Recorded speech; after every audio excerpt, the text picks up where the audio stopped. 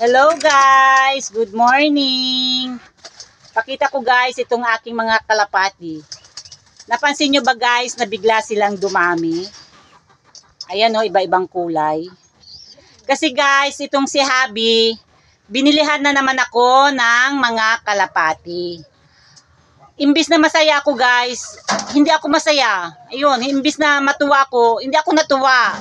Kasi ang gusto ko guys ay dadami yung kalapati ko dahil nangitlog sila, nagpisa sila, yung sila mismo, sa kanila mismo nanggaling yung mga bagong kalapati. Kaso ang ginawa niya, binilihan ako ng marami, ayan, yung mga kulay brown.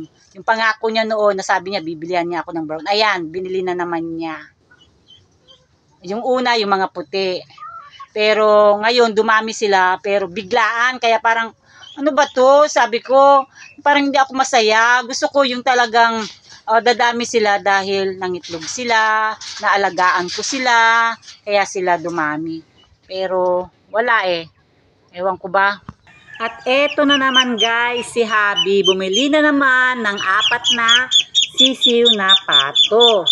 Kasi yung nabili niya noong nakaraang linggo, namatay yung 4. So sabi niya kailangan 24 pa rin yung patot itik natin. So ayan, bumili. Nilagay na niya guys dyan sa kulungan ng 2 sisiw. Ayun guys, yung 2 sisiw, anak ni Sosek. Si Sosek kulay puti, pero yung tatay nila ay itim. May tawag doon eh, hindi ko na alam kung ano yung pangalan ng manok na yun. So ayan guys, oh, 'di ba? Cute-cute sila. Yung tubig nila guys, may halo na yang vitamins at saka antibiotics. Kailangan nila yan kasi maliliit pa sila para may protection sila, malayo sila sa sakit. At ito guys, yung mga itik na nung binili niya nung nakaraan, malalaki na rin sila. Diba? Dami-dami, nakakatuwa. Bali, pag malalaki na talaga sila guys, ay ibababa na sila kasi syempre hindi na sila kasya dyan sa kulungan. Magtatabunan na sila dyan, mahirapan. At pag pwede na silang mangitlog guys, syempre mag-harvest tayo ng egg nila. Sana maraming mga babae para mas maraming itlog. Kasi ang gagawin natin dyan guys, pag marami ng itlog, gagawa ako ng itlog maalat. Tapos ibebenta natin para meron tayong extra income. So ang mga alaga guys, hindi lamang nagbibigay ng saya, nagbibigay din sila sa atin ng income, nagbibigay din sila sa atin ng pagkain natin kasi pag gusto nating mag-ulam. At ito naman guys, yung white leghorn na binigay sa amin guys, galing ng Nueva Ecija. Nung nagpunta kami guys sa King's Farm, nung harvest time nila, ayan. Itong mga manok na ito guys ay sinegregate na nila kasi hindi daw maganda yung paglaki. Pero para sa akin guys, ang gaganda na nila kasi mahigit 1 kilo na ang isa niyan guys. Pero sa kanila, parang hindi nila type yung ganyan. Mas gusto nila yung talagang best talaga yung manok na ibibenta nila.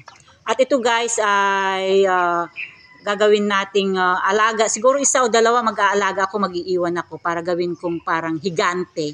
Kasi dati may alaga na ako na parang higante guys sa laki dahil umabot na siya ng taon. Hindi na makalakad sa sobrang laki, sa sobrang bigat niya. At yung iba, pag may bisita tayo, meron tayong papaulam sa kanila. Kaya guys, yung mga kakabsat ko dyan, baka pagpapasyal kayo dito, ayan, may pang-ulam na. May uulamin na kayo na chicken joy. At ito naman guys, yung baki. Naglagay kami dito sa silong ng fishpole bamboo na baki para itlogan ng aking mga manok. Kasi yung mga manok ko guys ay kung saan-saan nangingitlog. Minsan, hindi na namin alam kung saan. Kaya lalabas na lang sila. Minsan, wala silang dalang sisiw. Naglimlim sila, pero bakit walang sisiw?